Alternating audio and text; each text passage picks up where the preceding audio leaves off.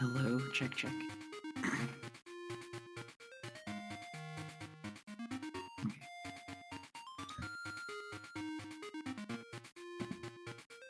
Hello, check, check. Hello. Okay, so I'm not sure if my audio levels are good right now, so if Manchester's watching right now, if you could just let us know.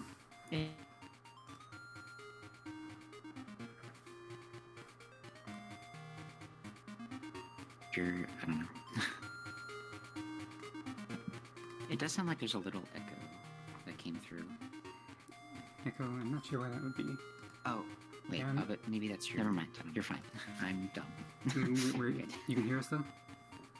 Like, game audio versus mic audio? Ignore what I said. Oh, wait. Never mind, you're fine. Okay. I'm dumb. You're good. Oh, I guess you would be listening to us through the, Ignore what I said. Yeah. Okay, so people watching from the stream, just let us know if the audio is good or not, and we can adjust it. Otherwise, we'll get started in a minute, I guess. Oh, what's the file name?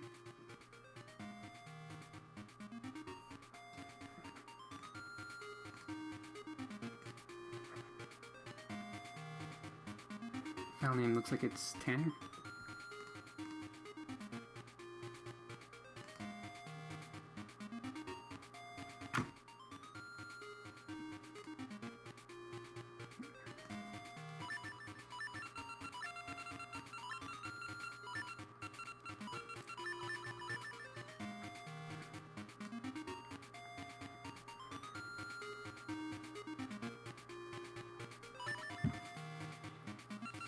Okay, we good to go then?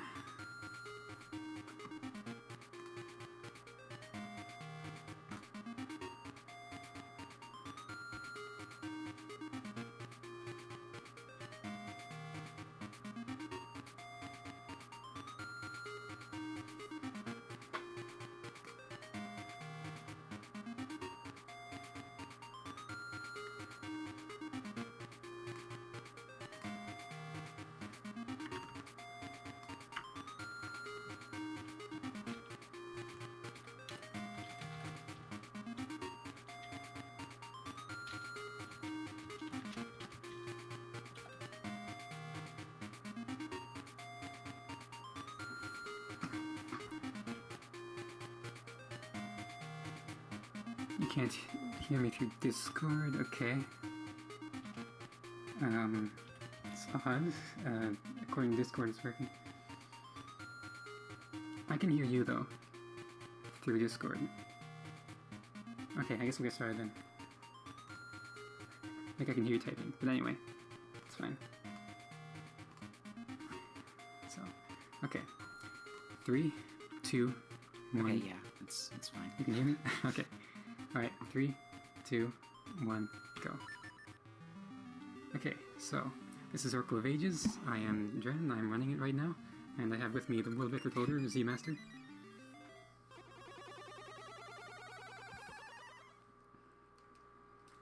You still there, Z-Master?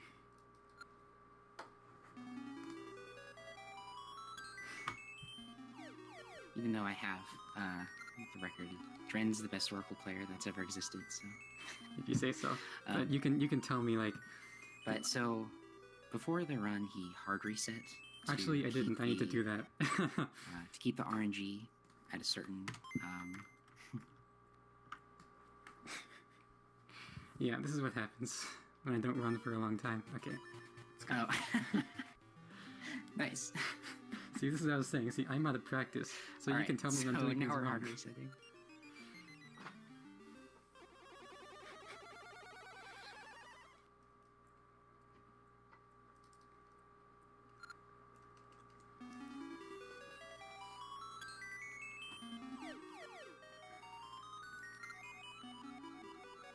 Yeah, so the main goal to hard resetting is that we want to keep the RNG at a certain point so that we kind of know it's coming up. And we want to get rupees later on for various things. So we want to buy something from the shop, and also we need money to do mini games later. So we'll see the rupees in the beginning. maybe within the first couple minutes or so. And then the mini games come at the later end of the run.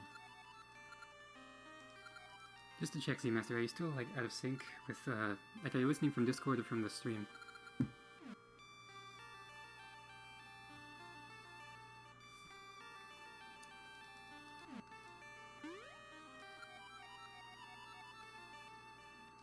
Yeah, so I need to listen to you through the stream because I can't hear you through Discord.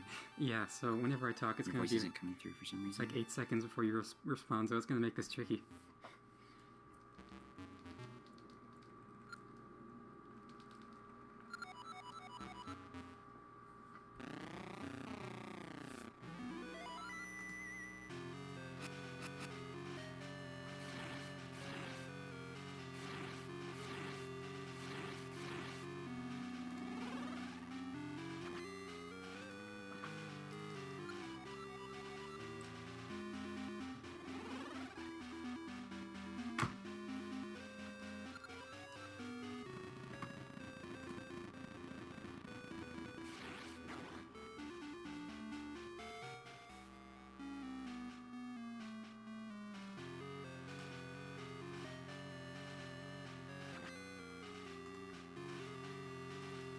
So in the beginning here, Farron is just possessing Nehru.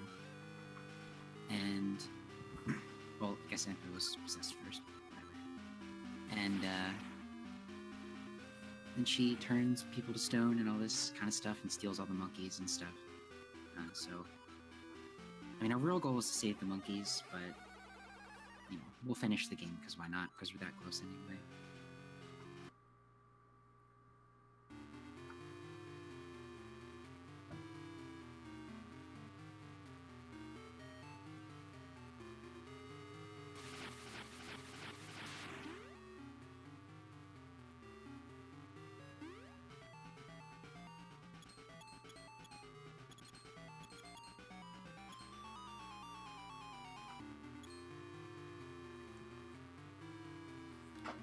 So I was learning the new RNG manipulation just from watching your record run.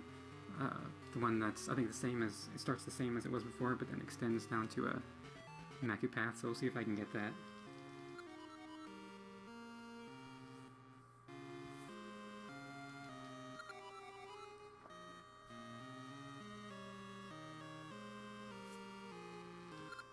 Okay, yeah, before the RNG in the beginning was, after the tower, you would just get 100 rupees, which you'll still see here, hopefully. But that got extended a little bit to, I guess maybe like a minute further, and it makes the enemies a lot more predictable, and you can also get another 100 rupees off of it. So you basically have all the rupees that you need,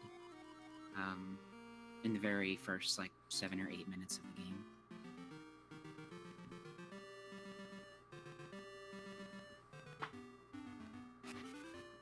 You technically need, like, 20 rupees more, but we get that from random drops, and... I mean, some aren't even random, so... Actually, I think... I don't know, I don't remember if the first minute has stuff in it or not. I think, at least for what I'm doing, the 20 rupees are random.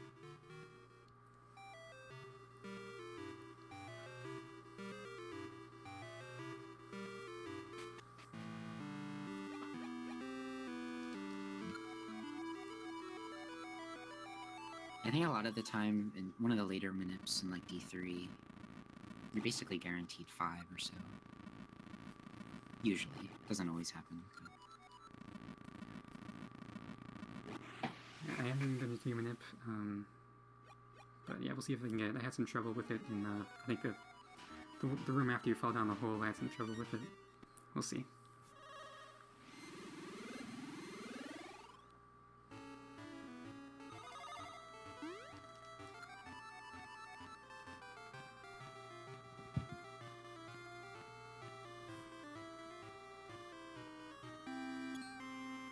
Okay, so I guess kind of mention some things that move RNG. So the biggest thing, I guess, is screen transitions. Every time you screen transition, it moves it by a lot. And your sword also controls the amount of RNG. So if you slash, it moves it 1. and I think if you break something, it moves it 2, like a bush or a piece of grass. And also, if you dig, it moves 1 unless you get a drop, and it rolls another 1. And also during this cutscene that's coming up, the RNG is rolling during this cutscene as well, because whenever the RNG gets to a certain point, you'll see lightning strikes. You didn't see any there. That's usually kind of what happens. But other than that, it's pretty static. The NPCs don't normally roll RNG. There are some special cases there. But for right now, we really have to worry about just digging, sword slashing, and enemy movements, which will become relevant in a little bit. We haven't really encountered any enemies, so it hasn't done anything.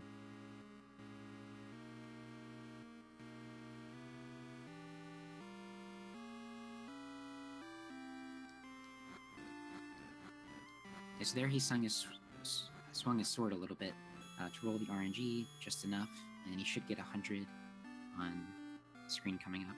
Yeah, it took a lot more transition, a lot more digs than it should have, though. I was being extra cautious. There we go. Let's see if I can get this next part. And so that's where the RNG kind of stopped beforehand.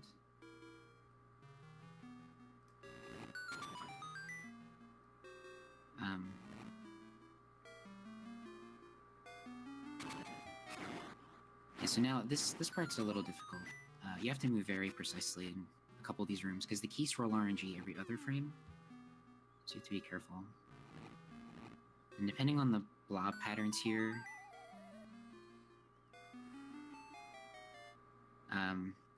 you have to get on another RNG so that the other frames work out. Yeah, so now that he... okay, so hopefully the RNG is correct so that when he goes through this keys room, he can just run straight through. And even though the keys roll RNG very often, since you're going straight through, it's always going to be consistent. And so now the enemies in these rooms upcoming will be... you can kind of predict their movements and kill them in a consistent way.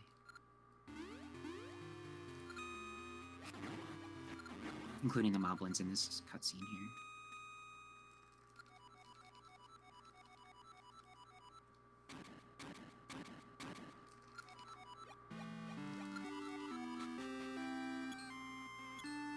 Yeah, so now that we kind of know what RNG we're on, we can get 100 from this, I guess, after you warp. Yeah. Alright. Because I think it's like... it's a few sword slashes away from 100 that you can dig up.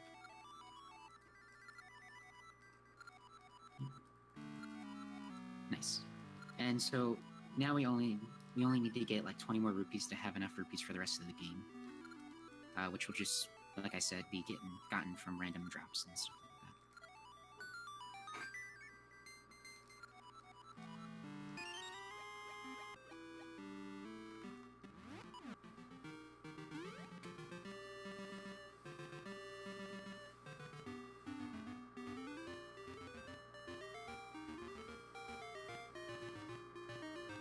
Okay, so now we're going to go on to D1, because the Ember Seeds allow us to burn the trees that were in our way before.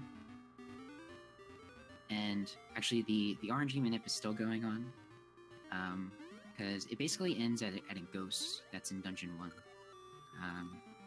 Because the ghost is actually kind of one of the annoying random parts in that dungeon, because the room's really big, and he can kind of appear anywhere in the room. So being able to continue the manipulation up to there is really helpful, and just makes that room more consistent. I didn't actually learn it up to that part, so I'm not sure what'll happen. Although after that room there's keys, so whenever there's keys, there's pretty much no hope into continuing a manip, unless you can get through the room in a consistent kind of way.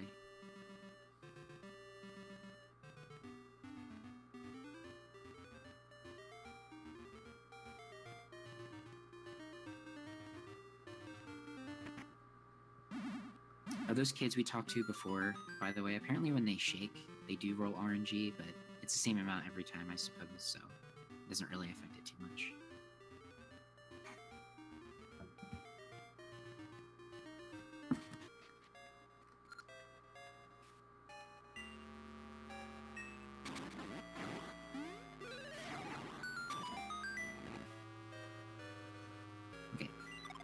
So now we're in G1.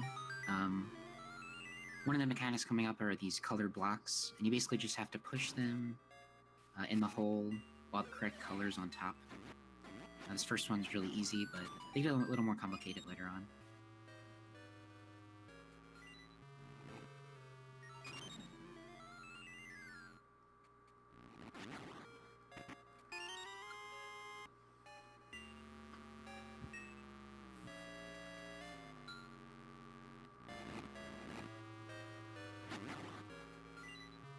Yeah, so this is kind of the...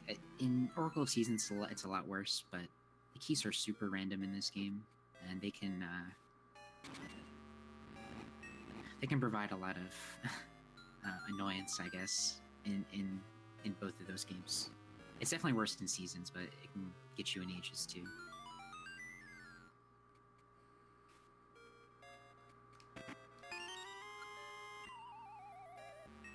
One kind of little time saver here is after you get the key, you can fall in the hole to respawn to the beginning of the room. It's kind of a mechanic, I guess it's a 2D Zelda mechanic that happens pretty often in speedrunning. And upcoming is this mini-boss who I think... It's my least favorite mini-boss out of both the games, I guess. He has these little ghosts next to him, and if they get on you, you can't do anything, and you have to kind of shake them off. Yeah. And Drenn got it perfectly. Can't say I've done that more than a handful of times.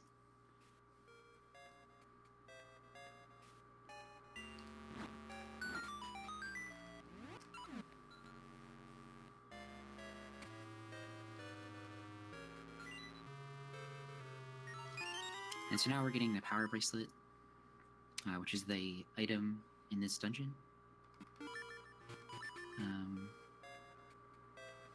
Yeah, it just lets you lift up things. There is a level 2 bracelet in this game, I guess. We never get it, though.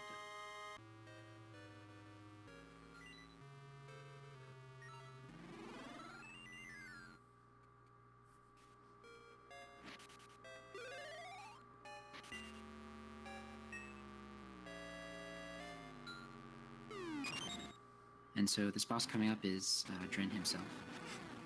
And he's pretty simple. He has kind of like a quick kill. You can throw the head at the ghost to do like a ton of damage to him. And then he just takes one more sword slash after that. Yeah, nice.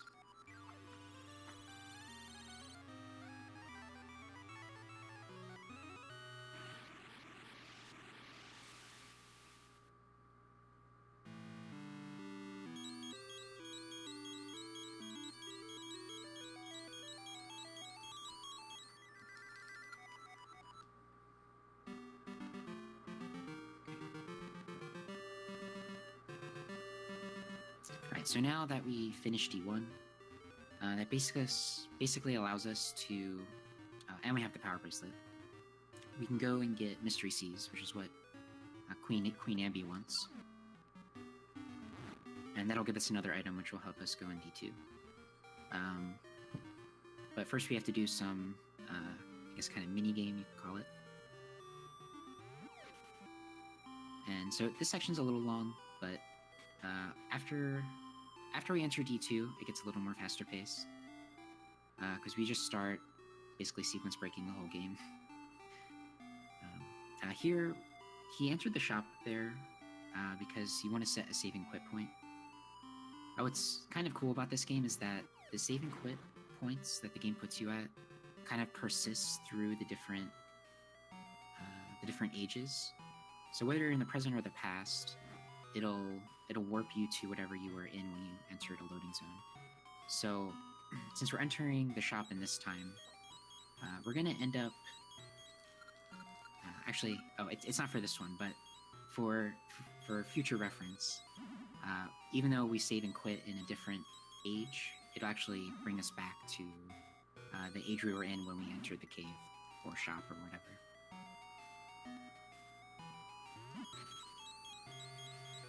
So sometimes that actually saves a lot of time, just because of all the traversing it kind of gets rid of.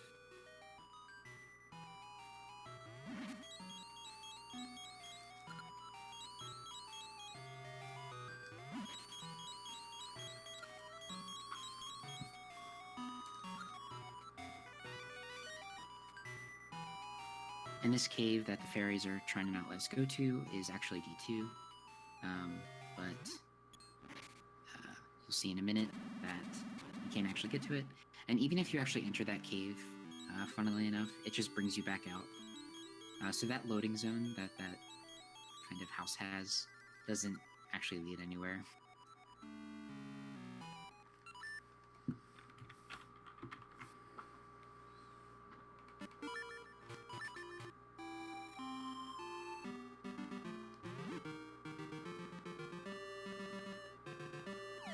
Okay, so now this will bring us back to the shop, and now we're on our way to Impus' house.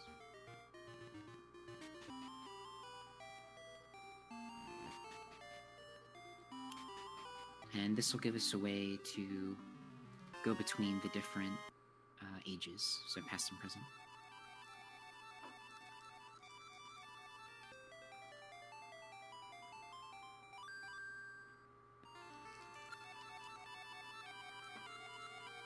One of the interesting things that you'll see, it's kind of a time saver that you use throughout both Oracle games, is after he gets the song, you'll see a big white fade out, and he can cancel it out with the pause menu. So that happens a lot when you're going in between staircases and stuff like that. And it lets you move a lot sooner, basically.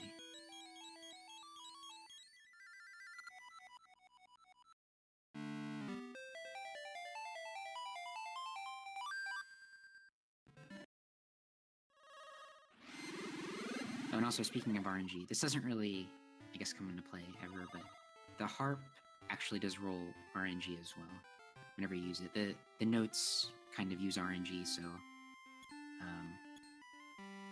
yeah. Just an interesting note, doesn't really matter. It did matter, I guess, a long time ago, because sometimes you would try to talk to one of, like, the raft people, and you would accidentally play the harp, and it would screw up this RNG manip to get, like, a certain ring. But that was in an old route.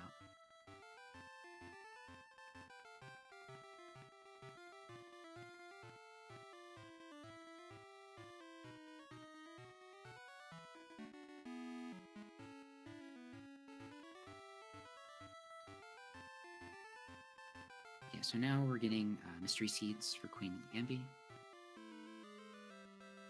And so we're basically just walking to the tree. There's a few enemies in the way here. They can be kind of annoying sometimes. Like this guy always seems to be in the left corner for some reason.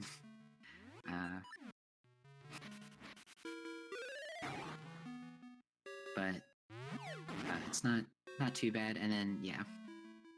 And sometimes they can just be in the most ridiculous places that you won't expect them to be.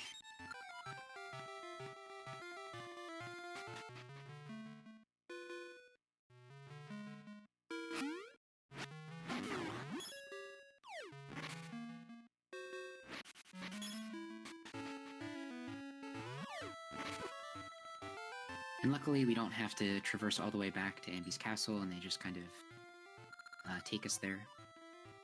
Saves a lot of walking.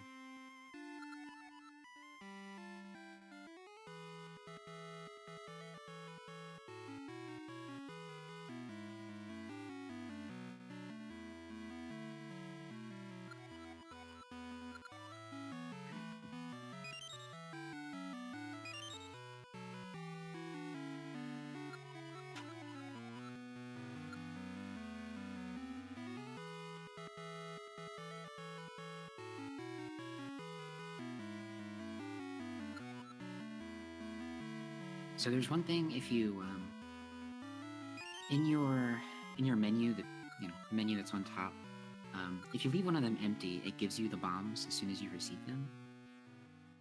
And if you press A on the right frame, you can actually drop the bomb as soon as they give them to you.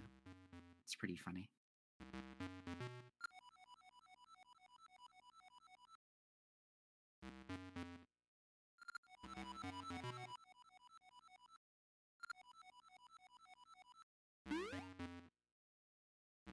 Alright, so now after these people are talking, we can continue to D2. And so this is where the game's going to get kind of crazy when it comes to routing. The goal of the game is not to get all of the essences. It's really just to get one item, and then just finish the game. Because there's a pretty cool warp at the end. So when it comes to Dungeon 2, we're actually just not going to finish it at all. And so the goal of the Dungeon 2 is just to get the Rock's Feather. So as soon as we get the Rock's Feather, we're going to peace out. And then try to continue the game from there.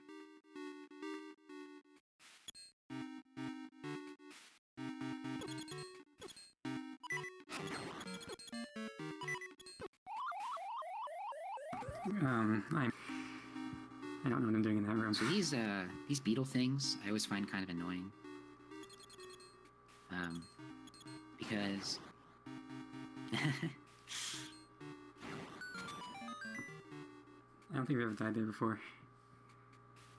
Even though it seems like you can be aligned perfectly, and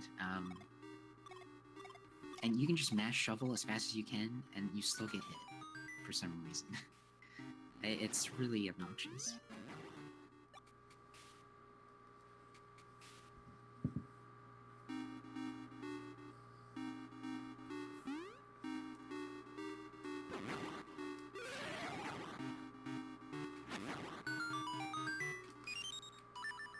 That was really close. Like, almost, after said.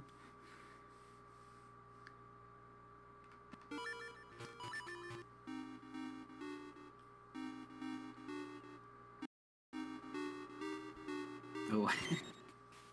Yeah, so whenever, well, at least for me, because I play Link's Awakening and the Oracle games.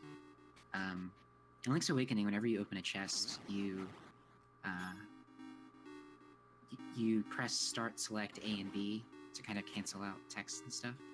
But in the Oracle games, that soft resets the game, and it's pretty close, like, motion to open the save and quit menu. So a lot of runners that do both the games, whenever they try to save and quit, they'll just soft reset without saving. It's pretty funny when it happens. I mean, not really, because it feels really bad, but...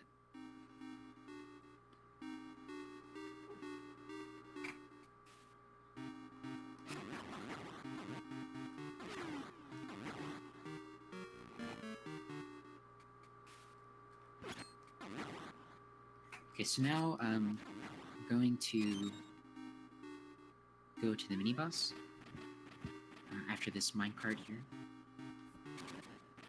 And this mini-boss is pretty cool. He has kind of like a quick kill. Well, it is random, and it's also kind of difficult. But it basically involves using bombs and spin attacks and stuff.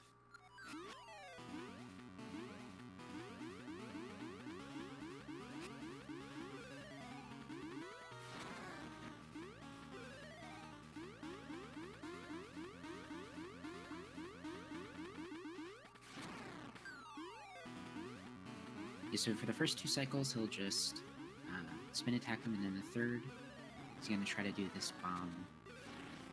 Hit him with the bomb first, and then a spin attack, and then another spin attack, if he does bounce correctly. But again, it's random, so... Yeah, nice, he got it. Yeah, so that last bounce that the mini-boss did, sometimes it's random if he does that or not. And if he does do that last bounce, he can get another spin attack off.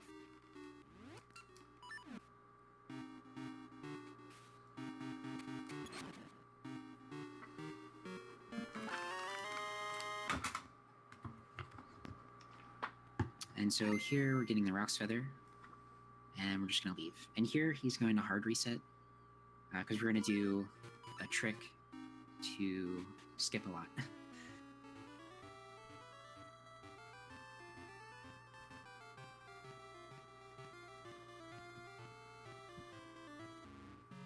So the first thing he's going to do is a text warp, which is basically leaving a thing in the same frame that you get a text box. I'll kind of be quiet here just so he gets the manip afterwards.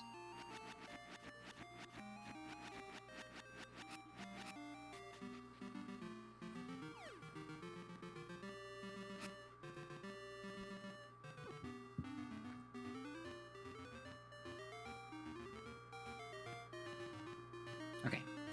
So now that... So he did detect Swarp, and then he wants to manip this leg so that it eats him off of the bush. So that's why he was swinging his sword a bunch of times. And so now he's going to do this double bomb jump. Or this... Not double bomb jump. But dumb jump. Yeah, I guess it's more accurate.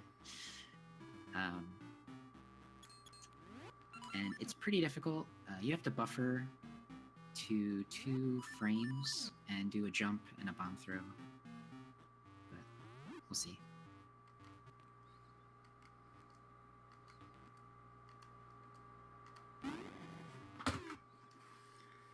I was really hoping for first try.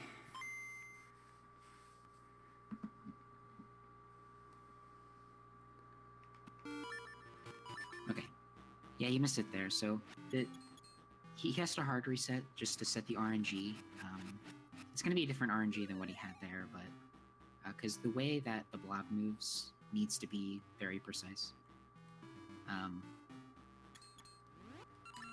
because he wants the blob to bounce at a certain, or jump at a certain time, so everything lines up correctly.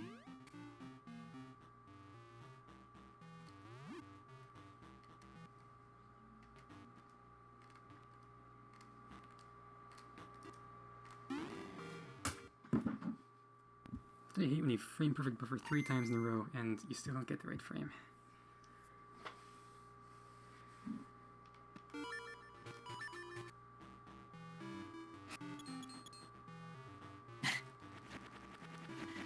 Yeah, so he was basically 1 frame away there from getting the right frame for the bomb throw. I mean, we call that buffering, but it's not really buffering because you have to put up the save and quit menu. Basically, like you have to manually time it. The buffering only comes from when you get out of the save and quit menu.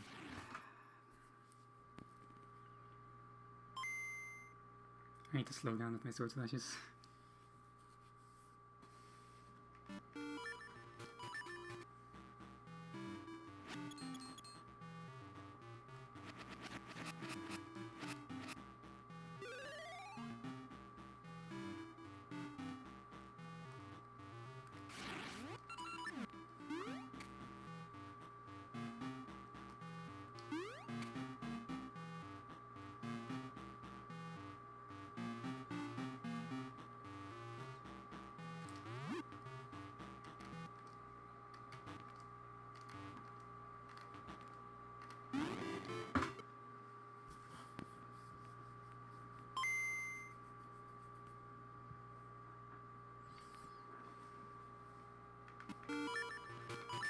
I'll try to avoid talking too much just so he can hear the sword slashes, because that's where you hear what the RNG is.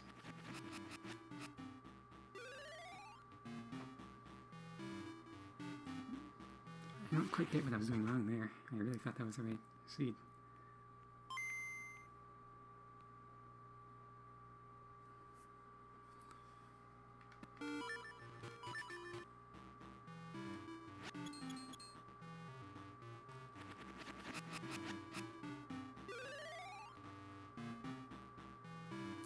I must be like... Yeah, it shouldn't be happening.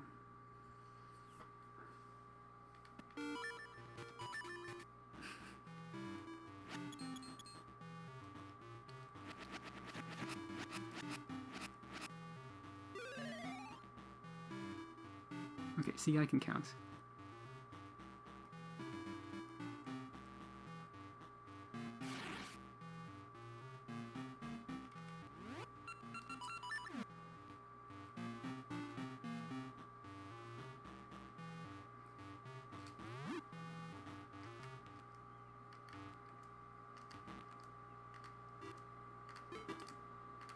Every time. Nah. Yeah, D2 skip being D2 skip.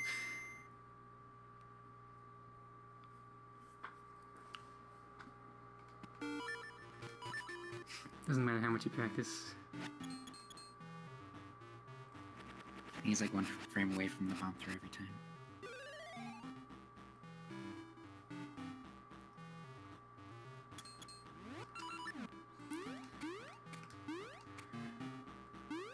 I don't have a backup file, by the way, so I have to do this.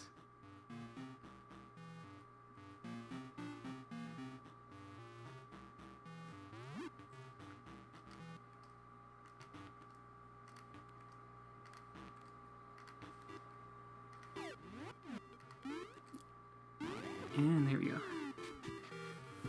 How many attempts was that? I lost count.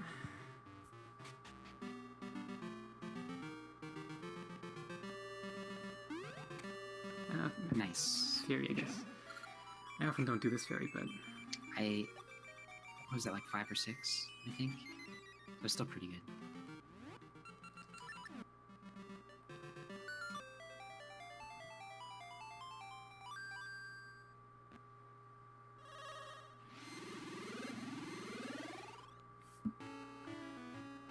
Alright, so basically why we did that bomb jump is... well, one reason is that we can get the Pegasus Seeds right away. Normally you have to wait until after D3, I think, to get the Pegasus Seeds, which lets you go 1.5 times faster, so they're pretty good for a speedrun. Could you imagine if I soft reset there on accident without hitting save and continue? And it also lets us do a few other things, I guess, although I can't really think of them right now. We do get a Seed Satchel upgrade as well, because you need 3...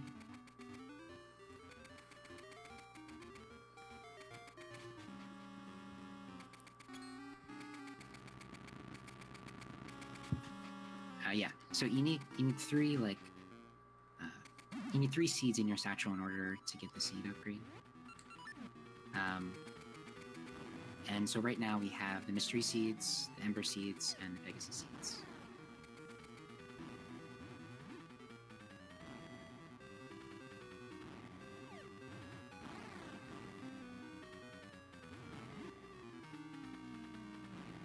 So here you just have to throw the bomb at the Moblin at the right time. As he takes more damage, the bombs get a little harder, I guess, to throw back, because the bomb gets... it flashes between red and blue later on during its fuse, I guess.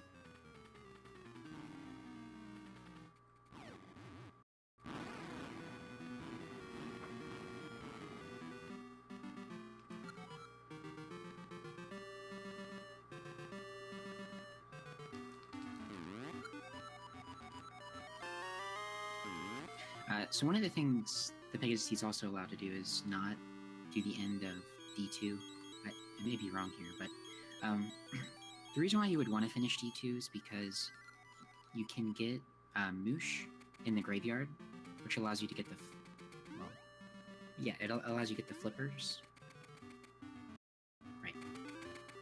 And rope or something. So... but since we didn't finish D2, we can't actually use Moosh or anything. But using the Pegasus Seeds, we can actually skip over that part that requires Moosh, which lets you float over holes and stuff. But we still need to do another bomb jump. It's definitely not as hard as D2 skip, but sometimes it does feel harder. There's definitely a lot of runs where they get D2 strike, or we get D2 skip first try, and then miss this jump like 5 times in a row. That was a frame-perfect buffer. Worked against me.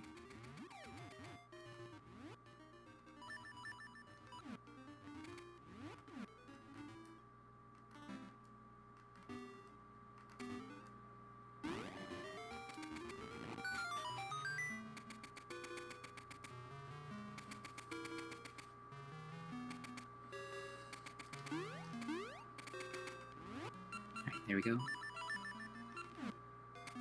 And so now we can get the flippers and the rope. The rope allows us to go to D3, essentially, or the island where the D3 is.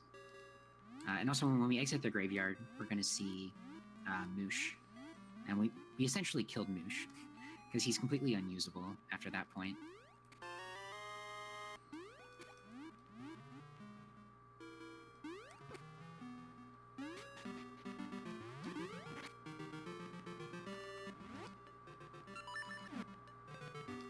Usually you can choose your animal companion after D3, but since we kind of broke him, we can't I guess the way that we do things, we can't really choose them anymore. And we only have the choice between Dimitri and Ricky sucks, so there's really only one choice, to be honest.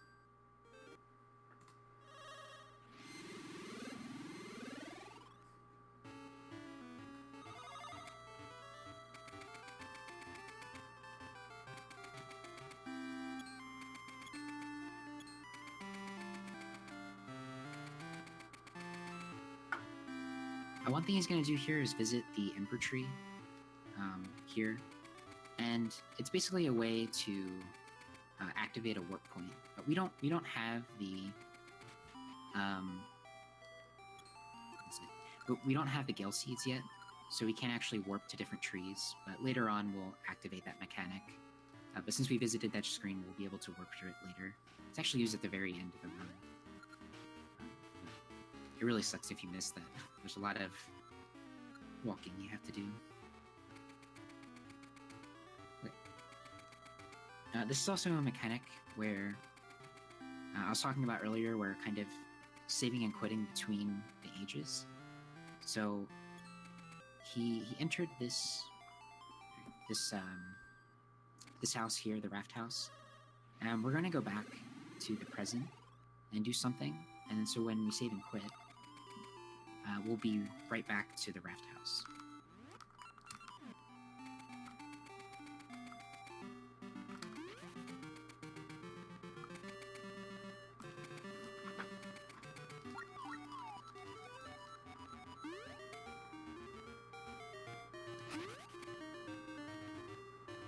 So now we get to see Ricky, unfortunately. Because in both the games, you have to experience each of the animals once, which is unfortunate. But so now we're just getting his gloves, because he needs gloves to jump or whatever. I don't know. And we're going to use that to get to Tinkle. And Tinkle allows us to use the raft. I think it gives us like a map or something. And he also gives us the Seed Satchel upgrade. Normally, if you play this game casually, you won't be able to get this Seed Satchel upgrade right now. Because you'd only have the Ember Seeds and the Ember Seeds and the Mystery Seeds. But since we had the Pegasus Seeds through that skip, he can give it to us right away.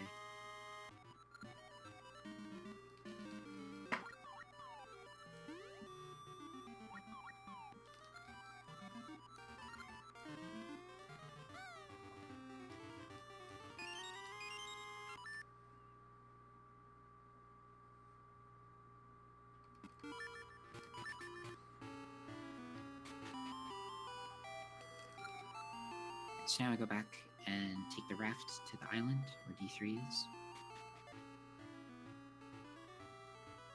And if people haven't seen the run before, and if you've played the game, you probably remember this island being kind of a pain and super long.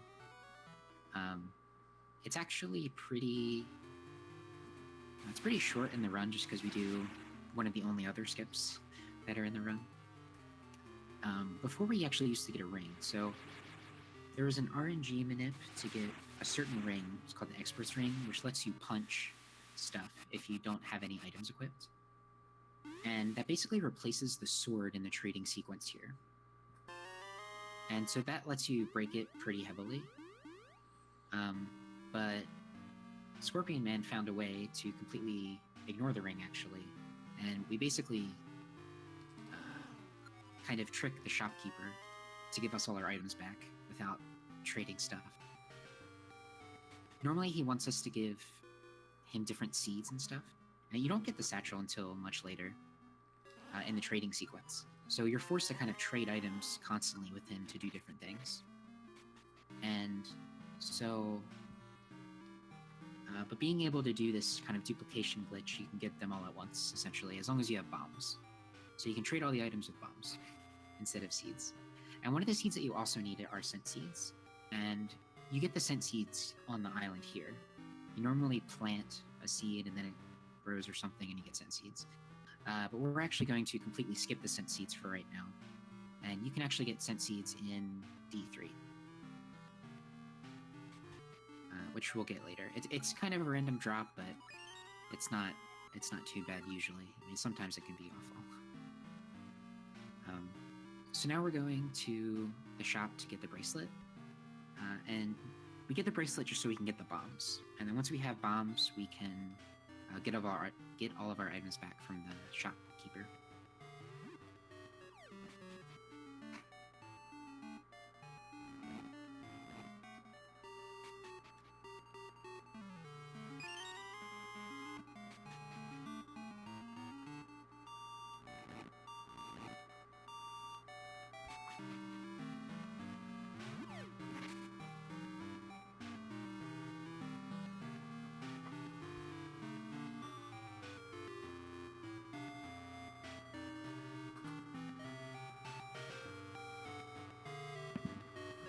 Alright, so this glitch is pretty funny.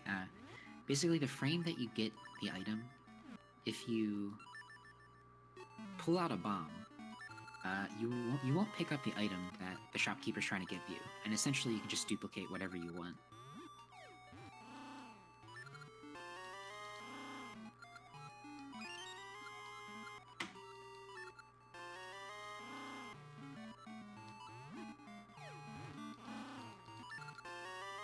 So here he's going to dupe the shovel so that he can do kind of a trading sequence within the shop and get all his items back at once.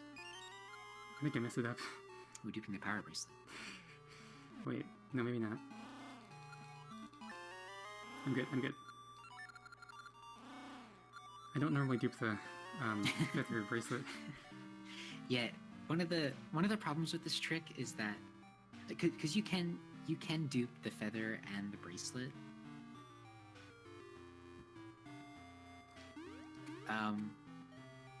But you have to remember the order that you trade stuff in, because you have to make sure that you're actually getting your items back and not just picking up like 3 shovels, because that doesn't actually do anything.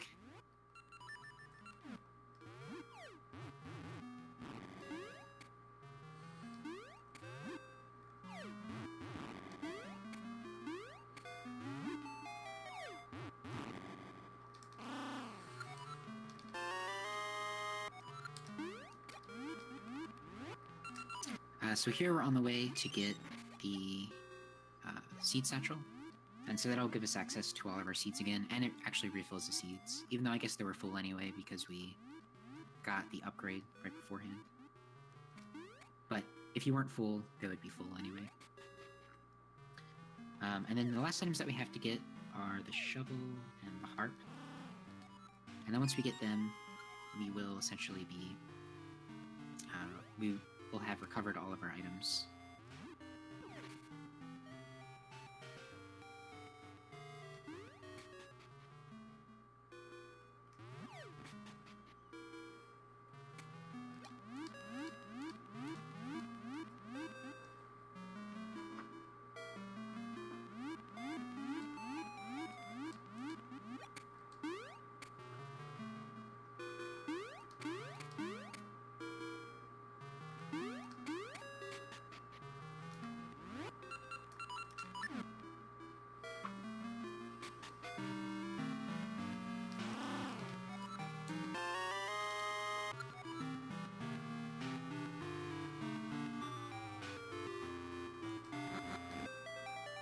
Oh, we already got the shovel. I'm dumb. I don't know why you equipped the shovel, though. Yeah, so now we have the harp, and we have everything that we need.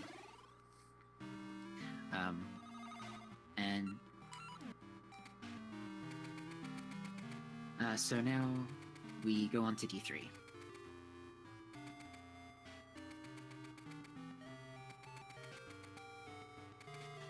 And so D3 is a pretty interesting level. It has a pretty lengthy RNG manipulation, which is really just for one room. That's a real pain, because it's basically 4 things randomly walking around and you're trying to kill them with bombs. It is kind of difficult, so it's definitely not trivial to get, but we'll see what happens. And so, at first we're just going to get this small key that's over here, and you'll see these crystals around the dungeon. And so our goal is really to break all 4 of them that are around this floor, and that'll lower the ceiling. Because there's like there's like a turntable in the middle that lets you go to different parts of the dungeon, and so you want to lower that so you can get access to different parts.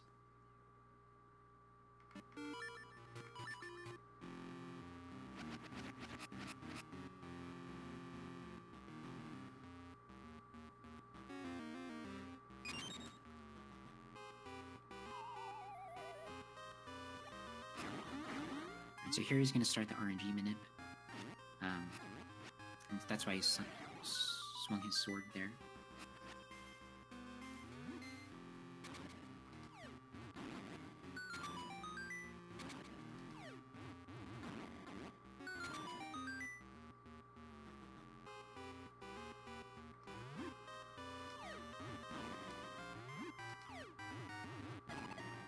Alright, so one of the hardest parts of the manip is killing that Moldorm with one bomb. And so now we just have to keep track of enemy movement and make sure the movement in these rooms is pretty tight. Because again, the enemy movements change RNG. So you just want to make sure that your movement in these rooms is not varying too much, so that you're staying on the same RNG.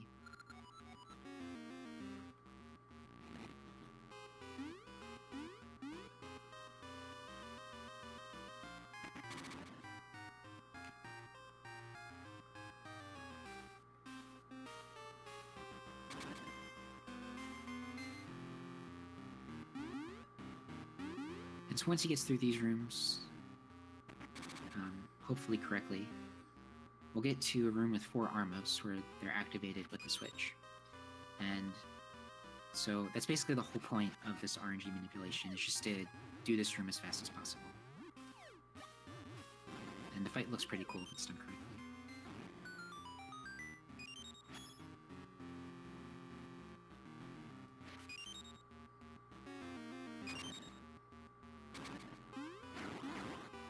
Nice, looks great.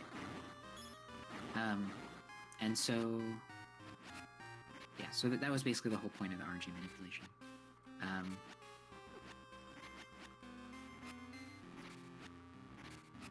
And so the rest of the dungeon doesn't have those kind of rooms, so you don't really need to do anything past that. But now we're on the way to the next item in the dungeon, which I personally don't like too much, but in concept, I guess it's pretty cool.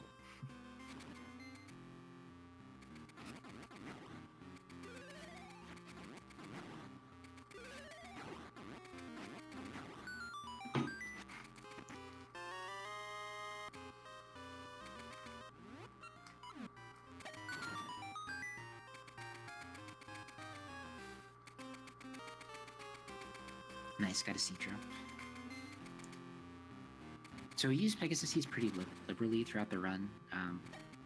This is really the only section where you kind of have to count Pegasus seeds, but after a certain point you really just don't have to care. And so now we're going around the dungeon breaking all the crystals. Some of these crystals we could have broken before, but we were doing the RNG manipulation at the time. But some of these you do need Seed Shooter to break. So like this one up here near the likes. I think that's the last one.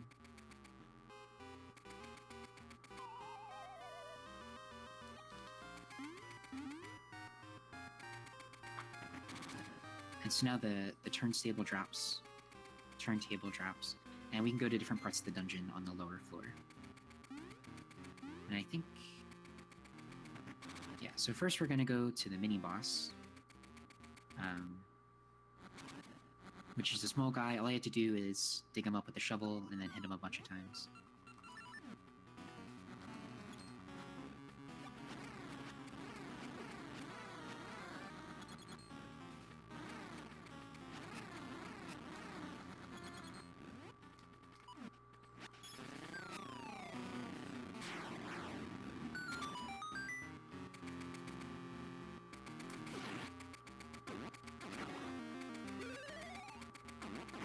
The room after this is, I I think kind of one of the worst ones in D3, because these moldworms can be anywhere.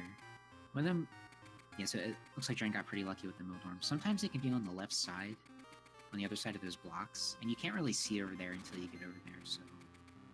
sometimes people just kind of reset the rooms until they can see both moldworms on the right side.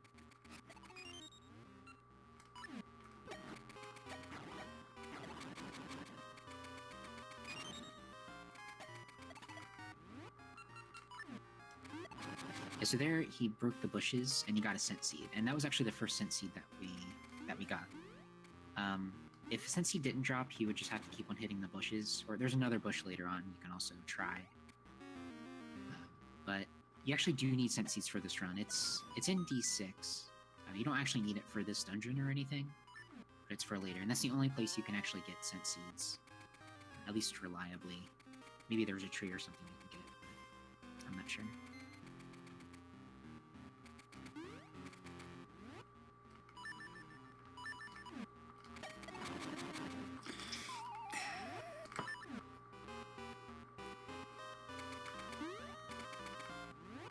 So next we're coming to the boss, which you can only damage with the seed shooter.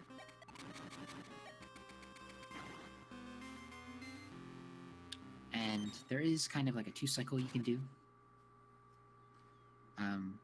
You can like barely hit her 3 times per cycle, as long as you're in the right position.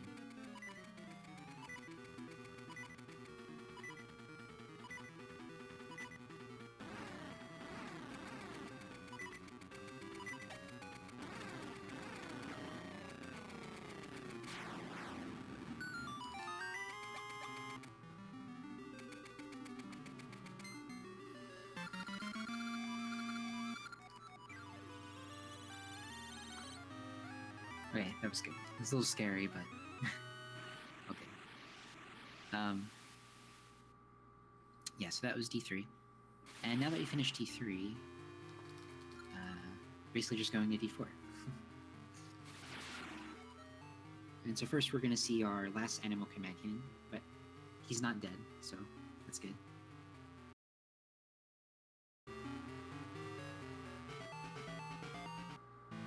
And so we'll get Dimitri, and then you have to find him again. So this is where you basically choose your animal companion. So the way that we're going to choose our animal companion is buying the flute from the shop. And so that's partially what the rupees we got in the beginning were for. Actually, I guess it's mostly what the rupees were for.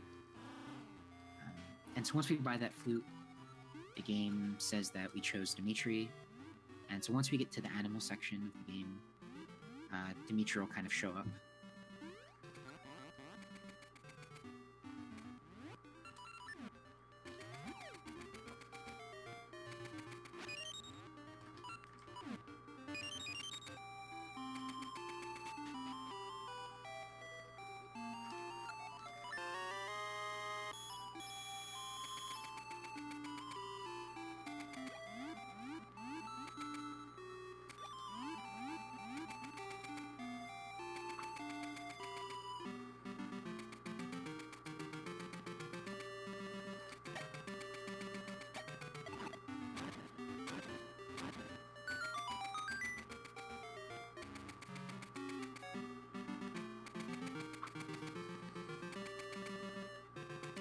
Okay, so now we're going up to the section, which is basically the animal section of this game.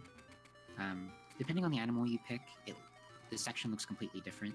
I guess it's like a section of maybe like 9 or 10 screens or something. And since we picked Dimitri by buying the flute, it's all water here and stuff. If you pick like Moosh, you'll see a bunch of holes everywhere. If you pick Ricky, there'll be a bunch of ledges to jump, and holes, I guess, to jump over and jump on. And so when you go back, basically says that your animal got lost in the woods, and so you have to go find Dimitri, in this case. And then we bring him back to complete that section.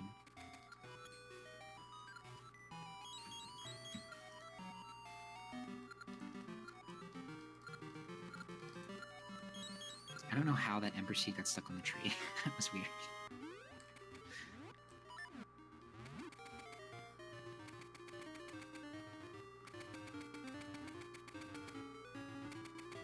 One thing that's nice and fast about Dimitri is that we can pick him up with the bracelet. And so we can use a Pegasus Seeds and bracelet to kind of go up there pretty quickly. I guess with the other animals, I don't know what would be faster, but you'd have to call them back with the flute or something maybe, because you wouldn't be able to carry them like you can Dimitri.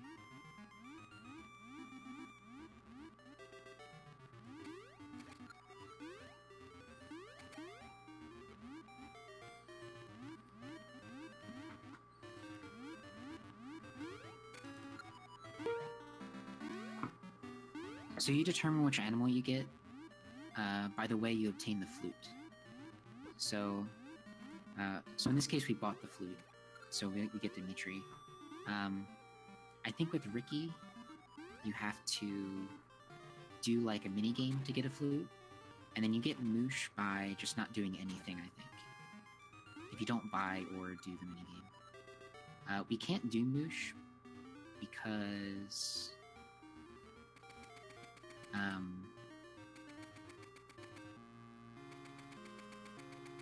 Yeah, I'm not 100% sure on the details, but it's basically what you do before you reach that section.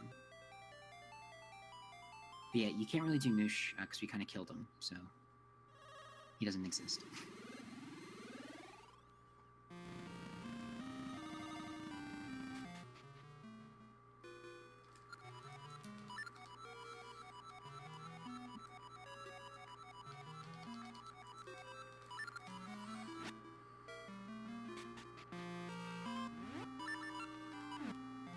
So now we're in Symmetry City, and so their nut's broken or something, and we're gonna fix it.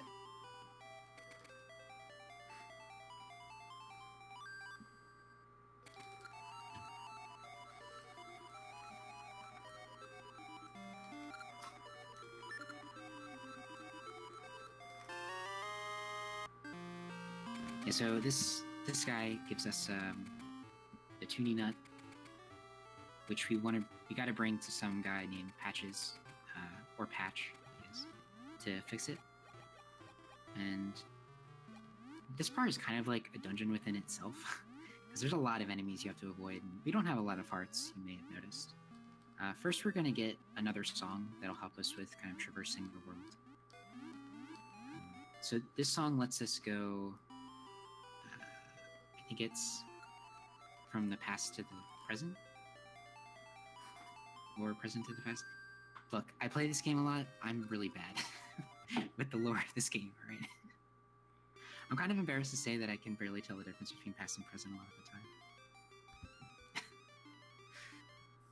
But it's going from one to the other.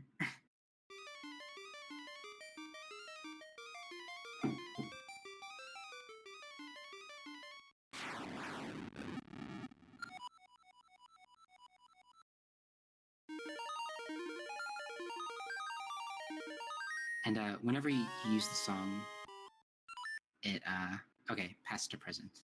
Yes, all right. And whenever you use the song, it kind of leaves like a portal that you can go back to. But you can't use the harp to go from present to past. You can only use the portal that it leaves behind. So it's very limited to kind of how you can use it. Later on in the game, we'll get a harp that lets you go between both. But that's actually the item that we're after, because once we have the item, we can beat the game.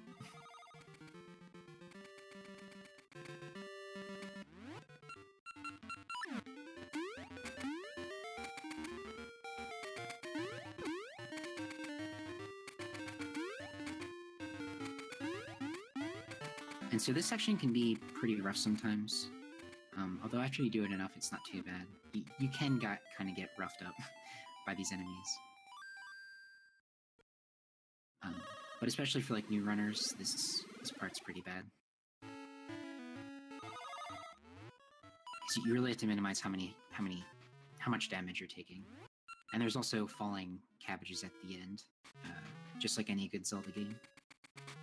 So that part is kind of random.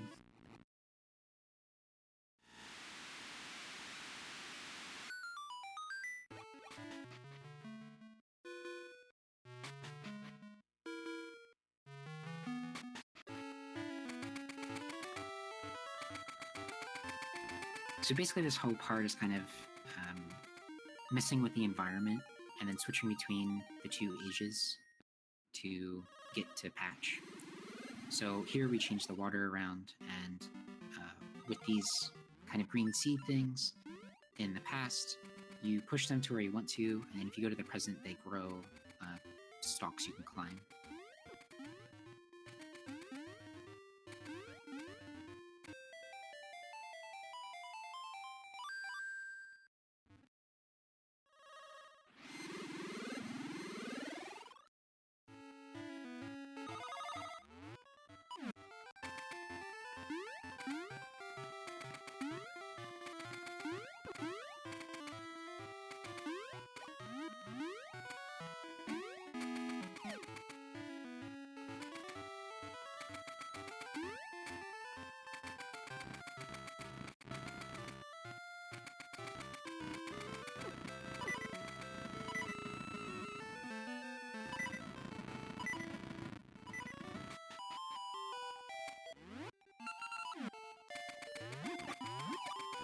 This section isn't too bad without Pegasus seeds. Normally you don't have Pegasus seeds here. Oh no, that was so... Okay, we're good. Yeah, but it's normally worse without Pegasus seeds. Yeah, the rocks have a very large chance of hitting you without going through that fast. So now we're just gonna... He wants us to play this minigame in order to fix the tuning nut. Luckily, you can just kind of sit in the corner and hit these guys in the hole all at once.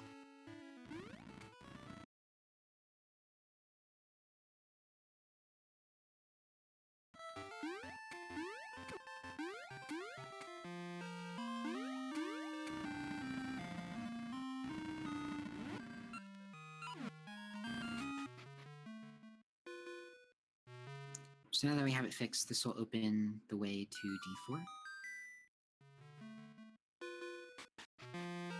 And again, we're really only after the item in this dungeon. We don't really care about finishing it. So the item in this dungeon is Switch Hook, which lets you switch places with various things, like pots and stuff, and even enemies.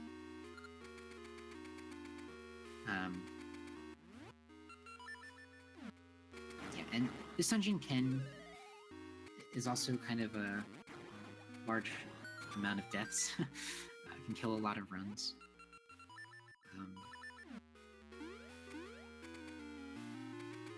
But with a little bit, if you get a couple heart drops, it's not normally too bad.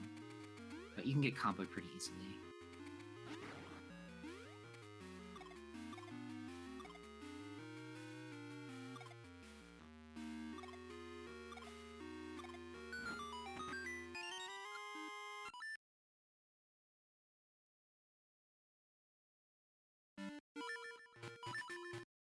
This is one of the more, I guess, complicated block puzzles. Not too often. Here we're going to do kind of a... So normally you don't have Pegasus seeds here, but you can do a little jump to kind of skip a puzzle.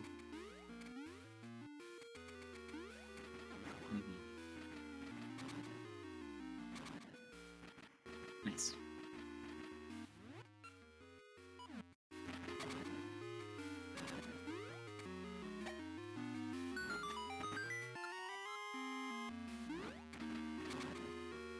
And here's kind of where the dungeon starts getting annoying. So you have this mold arm that you have to shoot through.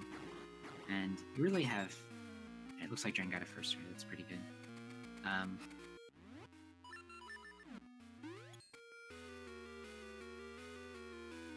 But sometimes you can just sit there and you just keep on shooting and it's just not working. It's pretty dumb.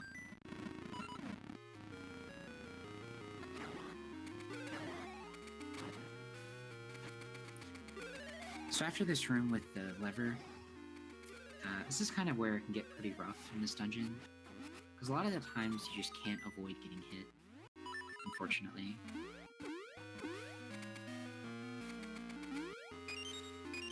You have these guys kind of throwing bones at you. Then you have the turtle guys, the hard hats. they're most annoying. You can't kill them or whatever unless you hit them in the lava. And then these next couple of rooms just have... They're really small, and they have a lot of enemies in them.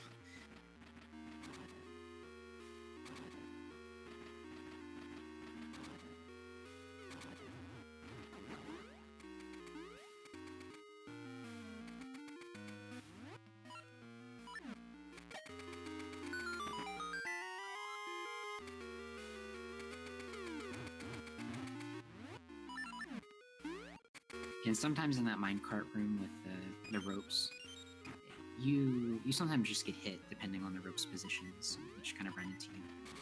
Sometimes you can even get hit back into the minecart, which is the worst. But it looks like we're good. After this point, you don't have to worry about health too much. There's kind of a free ferry that you can get afterwards.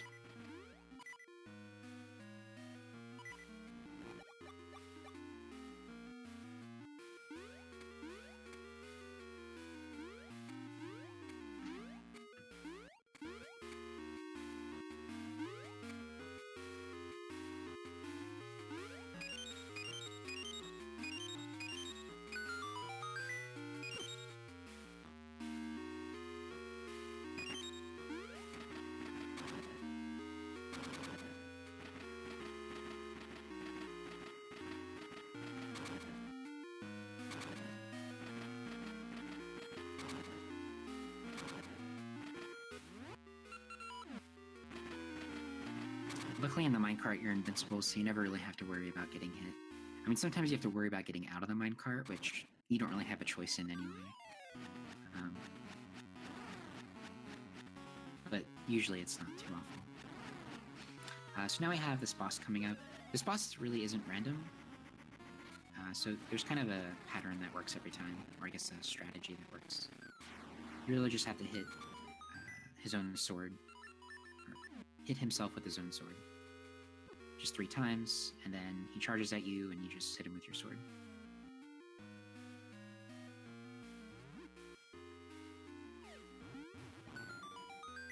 And so the last room in this game, at least for us, is going to be the tile room. You just have to walk on all the tiles without... Yeah, you just have to make all the tiles red, essentially, without kind of reaching a dead end. And after you've done that, you get the switch hook, which that's all we need from this dungeon, so we'll just leave afterwards.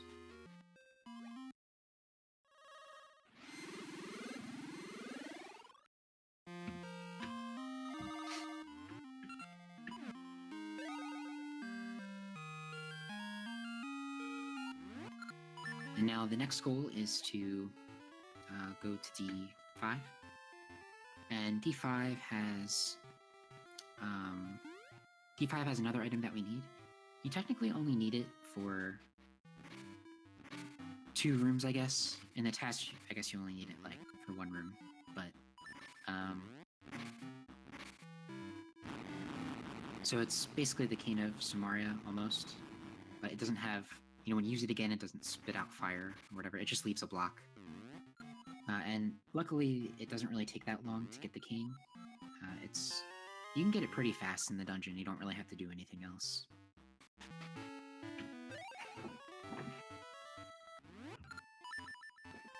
Although you can pick up the block and throw it at people, I guess.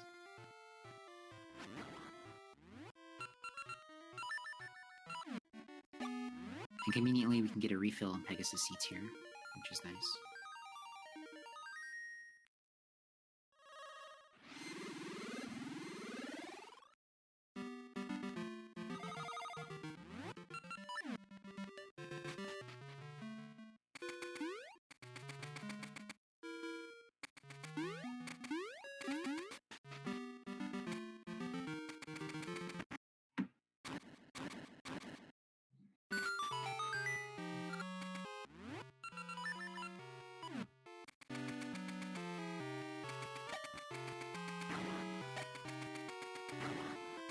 Okay, so now they're in the dungeon. We just need to traverse a couple rooms to get...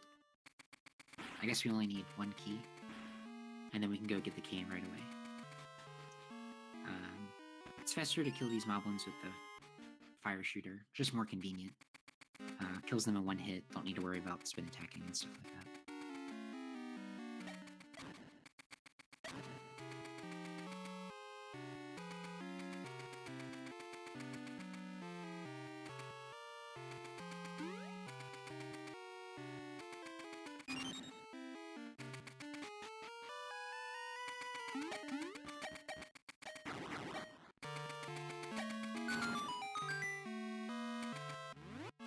The cane room is pretty cool. You have to light these torches on either side. One of the things about the seed shooter is that you can't shoot a seed until the seed that you shot before is gone or used or whatever. So sometimes that room can be a little difficult if you don't time your shots right. And pushing these things in the right pattern will give you the cane. And again, we can just leave because that's all I really care about for this dungeon.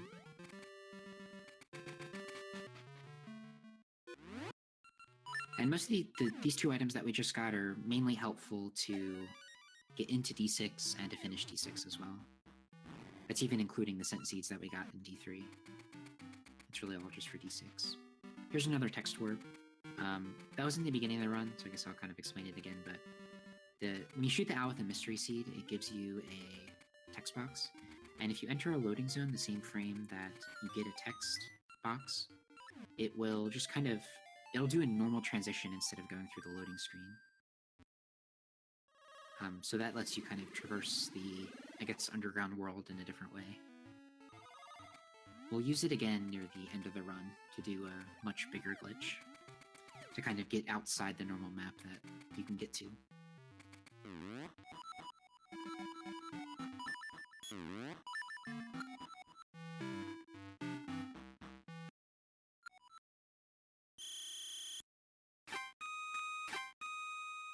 So unfortunately, we have to do a bunch of mini games and stuff. This is one of the slower parts of the run, unfortunately. But I think a lot of people like Goron dancing.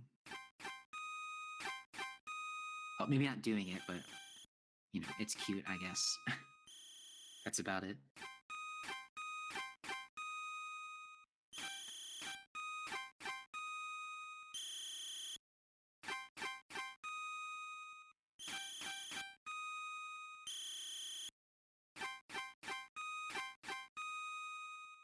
So you have to get 6 out of 8 dances correct, and so normally we use 2 fails. Usually you want to fail like the longer dances that he does. It just saves time. But so you only have to. It doesn't really matter if you pass all 8 or 7 or whatever. As long as you do 6, then you get the items that he gives you. So here we're getting yeah, Goron necklace or something. And so that lets you basically pass by these Gorons that are at the foot of the stairs here.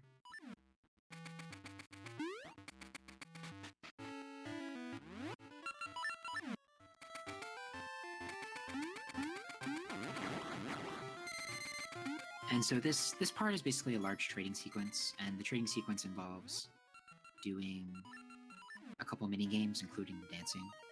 So that's kind of what we're going around and doing here.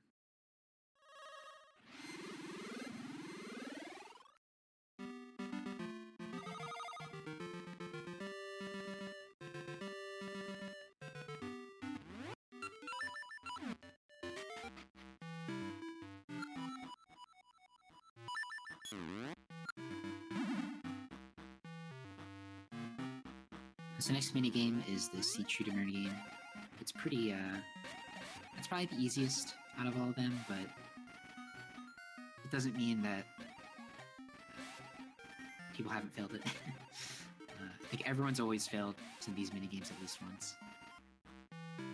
One of the interesting things here is if you never picked up scent seeds from D3, then the seed shooter, see how it says like 90 something or whatever in the corner, the number will actually be glitched if you've never picked up scent seeds, which is possible. Because remember, we just got them in D3, just for later.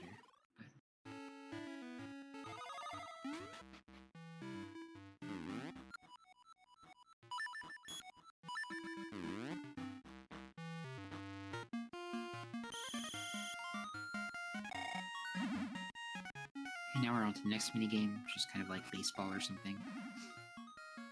You only have to get 100 points. And so the blue things give you points. You normally want to hit the fairies, which give you a lot of points. And you want to avoid the purple blocks, usually. And if you completely miss the ball, you get minus 50 points. But if you hit it, and it goes off screen, like Drenn's kind of doing now, you get 0 points. So really, we just wait for a combination of fairy and blue block, and that'll give you all the points that you need, and then you just kind of hit them off screen later on.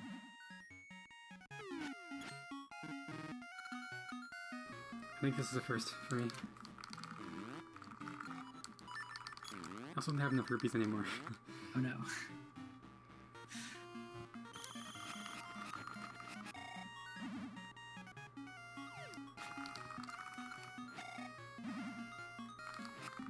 Okay, yeah, so he accidentally missed the ball there. But you saw that there was like a fairy blue block combination. And this game is random, but you're always gonna get that. You're always gonna get that combination at least once. So you just have to wait for that to happen and then strike out on the rest of them.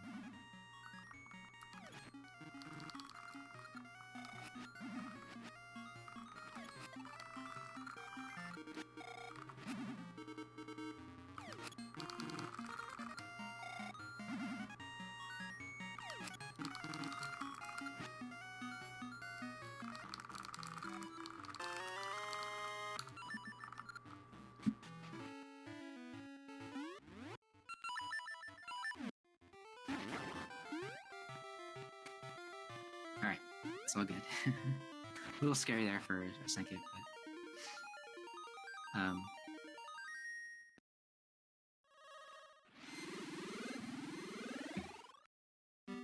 Okay, so now we got the lava juice and some other stuff. And so we have one more minigame to do, plus dancing. The last minigame is... It's the shortest one, but it can kind of be trolly sometimes. Where you basically just have to avoid a bunch of bombs, which we'll get to in a little bit.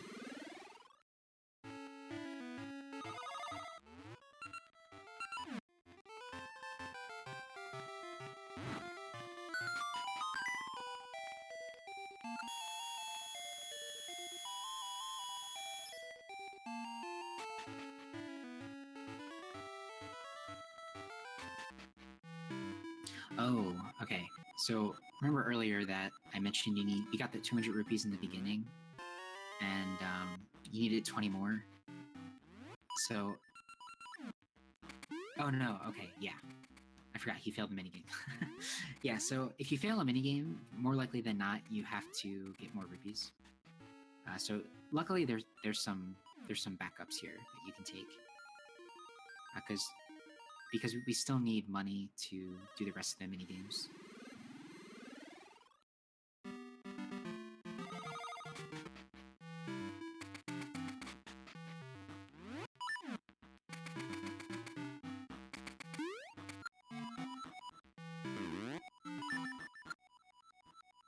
Yeah, really, we just need 20 rupees more, because the Goron dancing is 20, and this guy gives us a free chance at his minigame, because we give him lava juice, I think.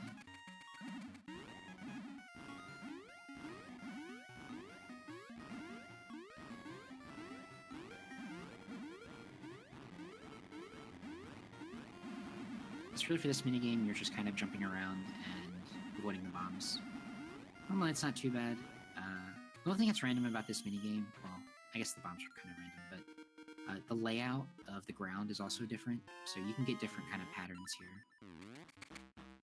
But sometimes a bomb can just be thrown like right in your face and you just get hit, but usually it's not too awful.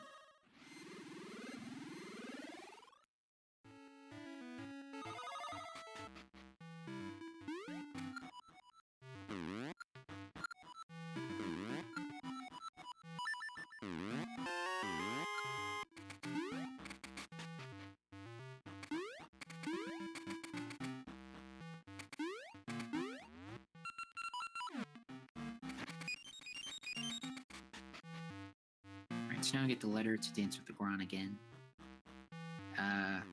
Even though we have a letter, we still have to pay him 20 bucks. I don't know.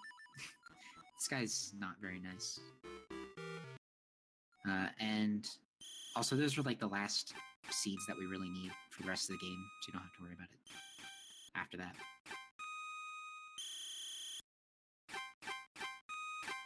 But this dancing minigame isn't too different. It's still the same kind of, you have to just do the dance 6 times out of 8 times. And so we'll just fail the longest 2 or the last 2 or whatever. But after this, we finally have the key to enter D6.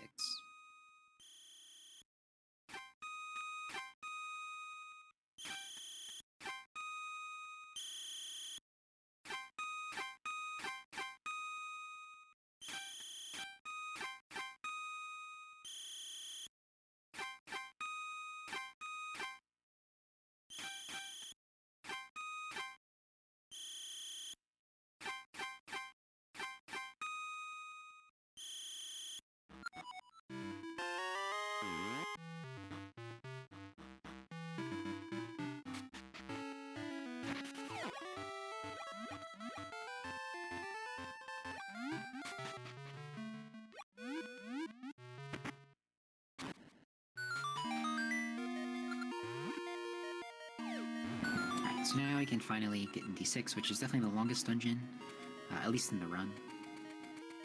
It's the most notorious as well. So we're actually going to complete this dungeon in order to kind of activate the flags so we can save Nehru.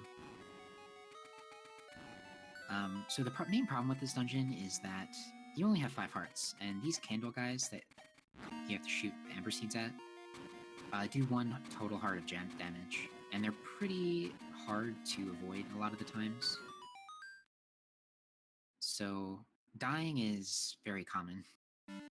And it also has, the boss key is also completely random, which we'll get to in like 5 minutes or so.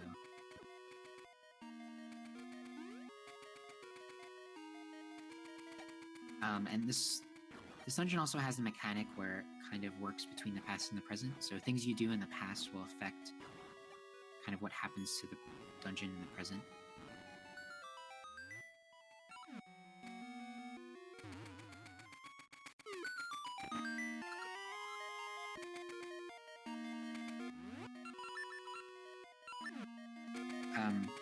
And so here you're going to see Drenn use the scent seeds.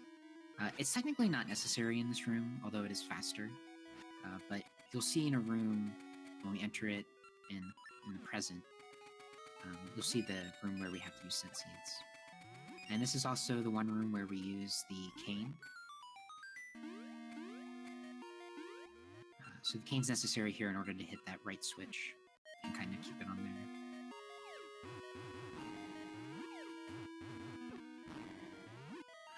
And we're going to blow up this wall up top, and that'll make a hole in the present dungeon so that we can go through it. So after we get rid of this hole, we'll just save and quit and go to the present side.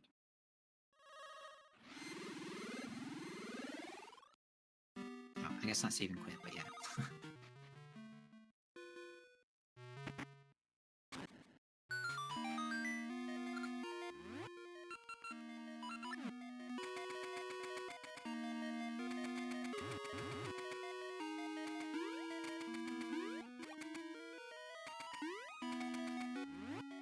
Alright, so now you're going to see this upcoming room. This is where you actually do need the scent seeds, because you kind of have blocks in the way.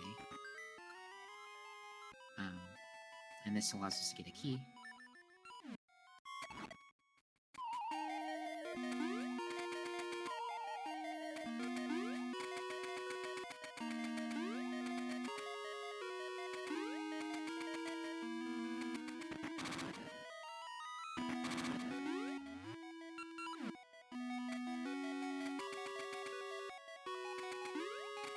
And so now in this upcoming room, we just solve a little turntable puzzle, and we get to fight Vire, which is a pretty annoying mini-boss.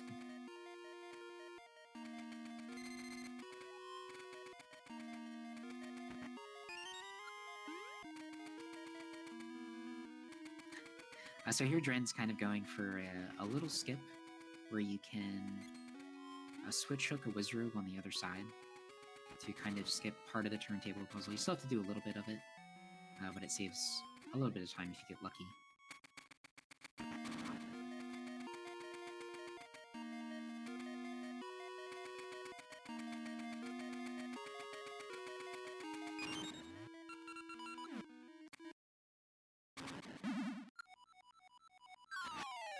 Now, Vire is kind of annoying. The main things you use to attack him are the sword and the bombs. So he basically has two main attacks. So one, he just charges at you, which is good, because you can just sort of spin attack him. Or he just circles around you, shoots things, which is when you use the bombs. The more damage he takes, the more often he's going to do the attack where he circles around you.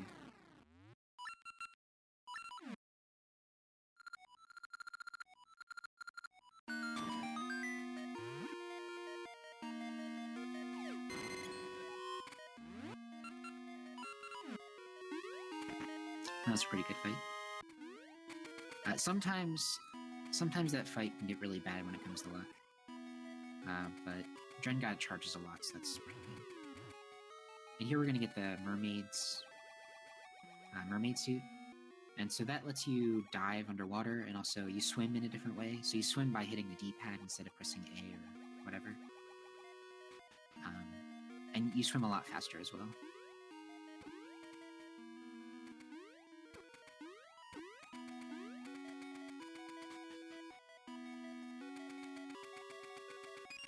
This next part is probably the most infamous part of D6.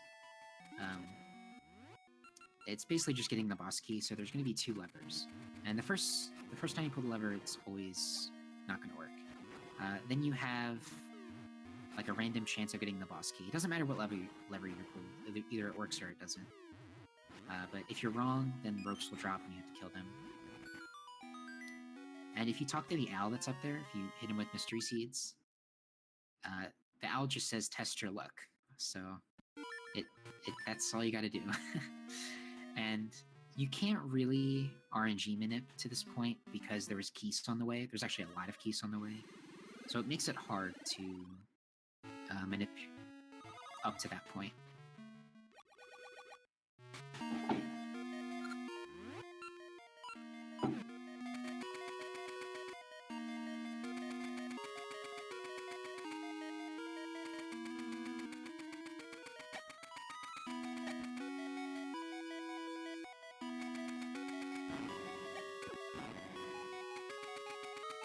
Where do I go now? So I was going back through this section.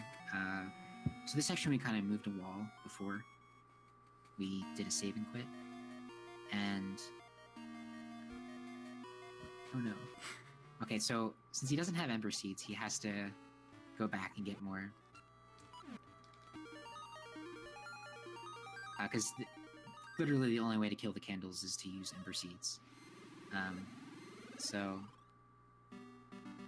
he has to go back and get a drop somewhere. There's a consistent drop right outside of the present entrance to D6.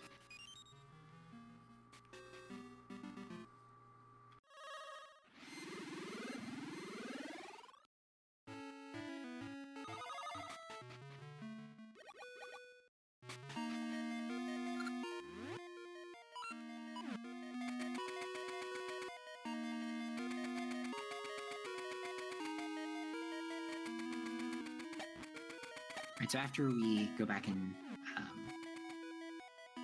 kill those candles, we'll go back to where we lit those torches to move a wall. And we couldn't really continue in that room because there's a place where you have to dive, and we needed the mermaid suit for that.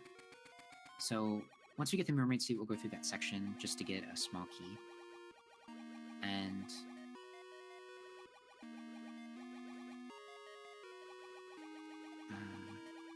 I don't know if you can like them in mystery seeds. It's interesting.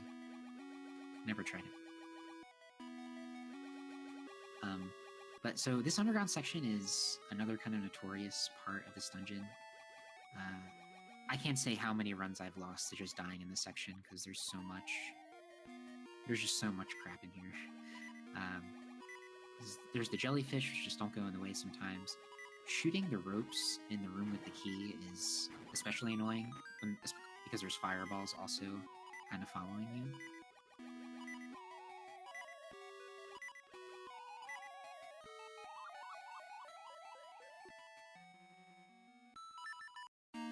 Okay, nice.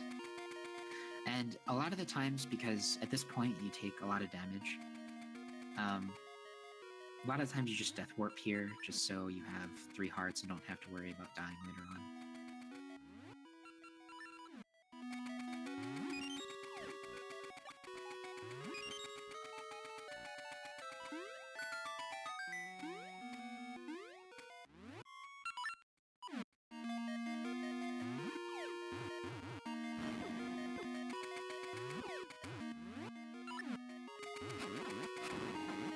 Alright, so now we're just going on to the boss.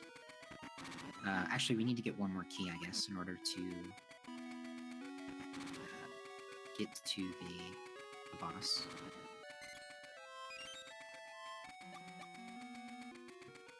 And there's an amazing turntable puzzle here, the most complicated one in the game. Clearly.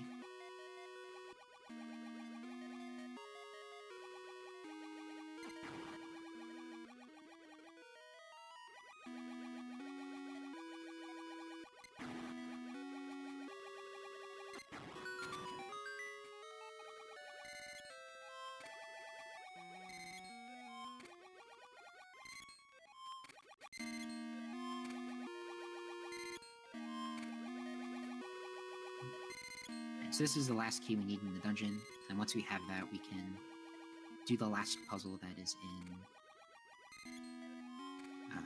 in the room before the boss. Technically, in like a test setting, you can skip this key, or maybe another key, whatever's faster. But it's pretty hard. It would probably be pretty similar to D2 skip in terms of kind of how it's done. Or, I guess, pit walking, but that's just not possible.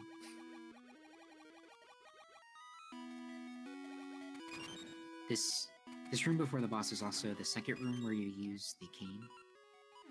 Because there's kind of a puzzle where you need to put a block on a switch. And then you have to shoot one of the kind of eye switches.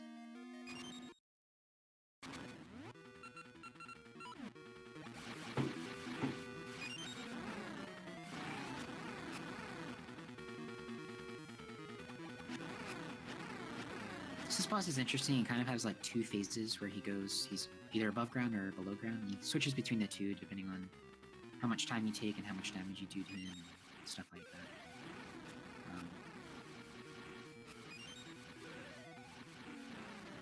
But so if you hit him enough in one section, he comes up, and you hit him in the other section, and you just keep on doing that until he dies.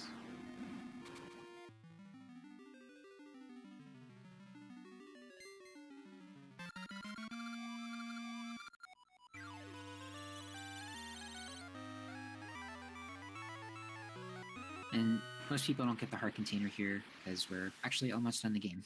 And there's not much that can really hurt us after this point.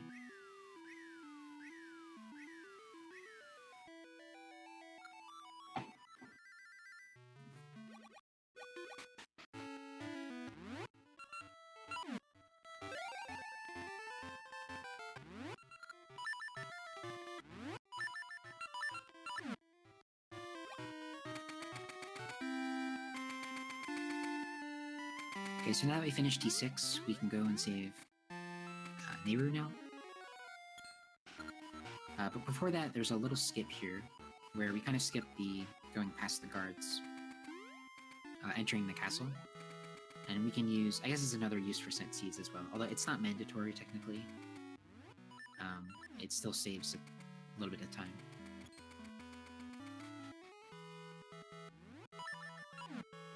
The amount of hearts you have for Varied Warp don't matter, well, as far as I know.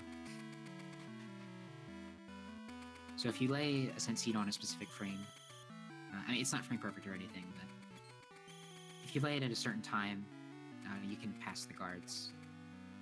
The guards are very weird in how they catch you, so... but yeah.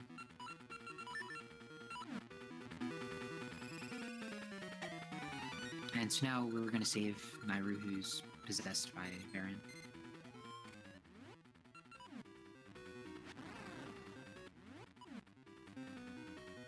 And so all you have to do is, whenever she becomes visible, you just hit her with Mystery Seeds, switch out with the Baron, and just hit him. And you just have to do that 3 times. And each time, there's more of a chance that she's going to warp around the room. So the 3rd time can sometimes be pretty bad, where she just warps around the room a bunch of times. We'll see what Drenn gets.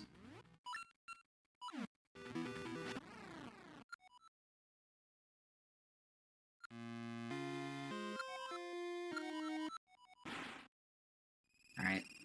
Alright, looks like 7. That was kind of bad, but it's alright. She did a lot of long warps in there, too.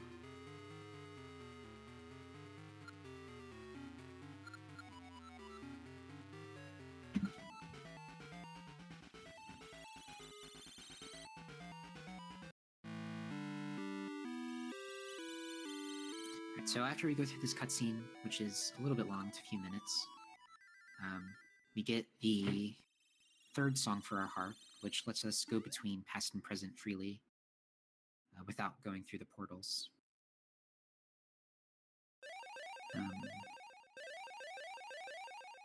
And so that allows us to do the last trick in the game, which basically lets us go to the final boss. And we save the monkeys, so, I mean, really we can be done, but we're pretty close to finishing the game anyway, so why not?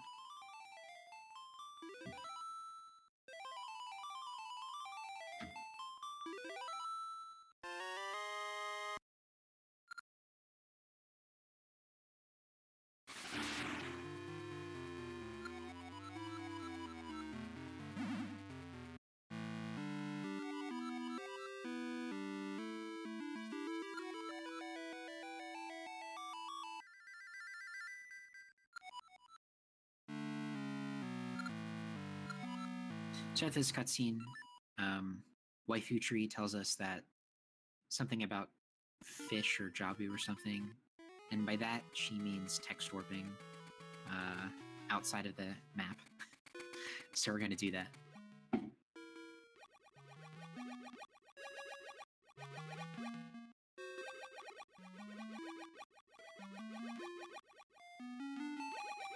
Oh yeah, one thing that Drenn's doing here, I forgot to mention, in order for...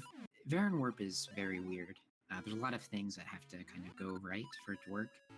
And one of the things is visiting this specific screen, which is the last screen that he was underwater in. So once you visit that screen, you can make Baron Warp work.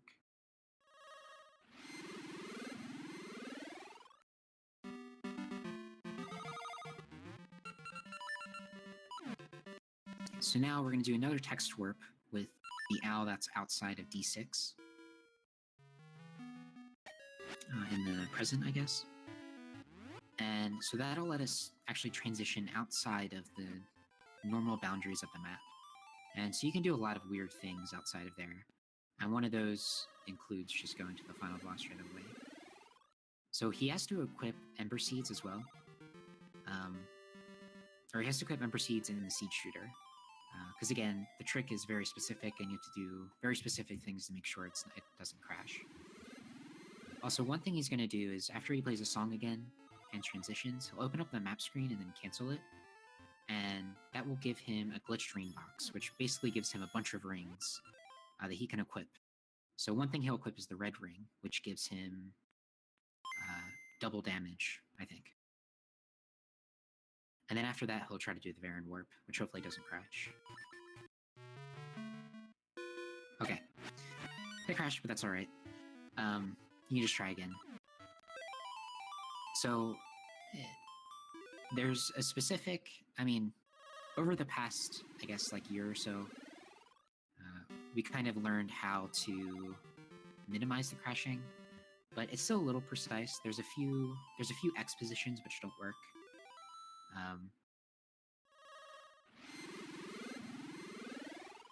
So there he wasn't in the right X pixel range in order for it to work. But you can try it again pretty much as you want.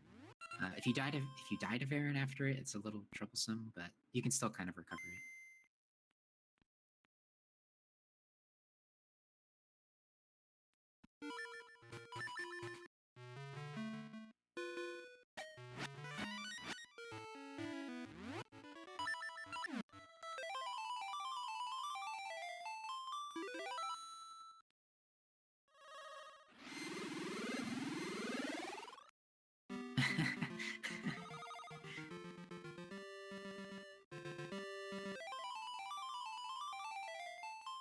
Does anyone have that GIF?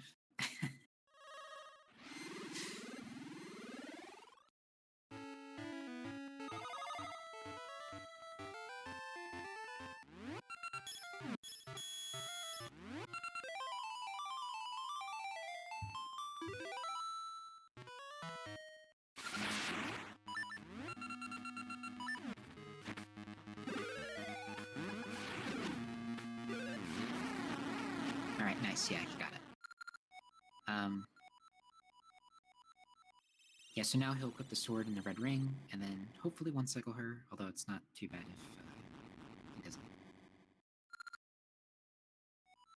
Nice, and that's it.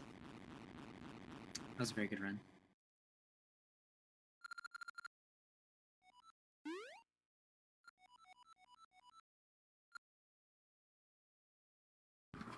Okay, that was fun.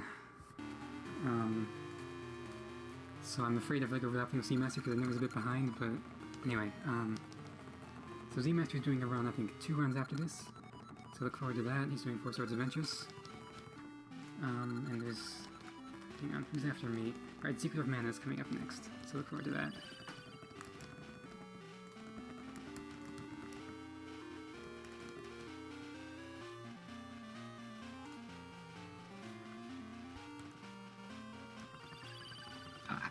I'm actually going next. So I Are you going next? Oh, okay. So you, alright. Well, good luck with your run.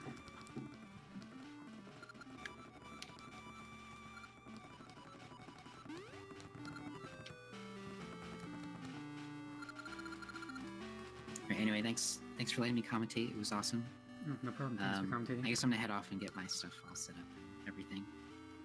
Yeah.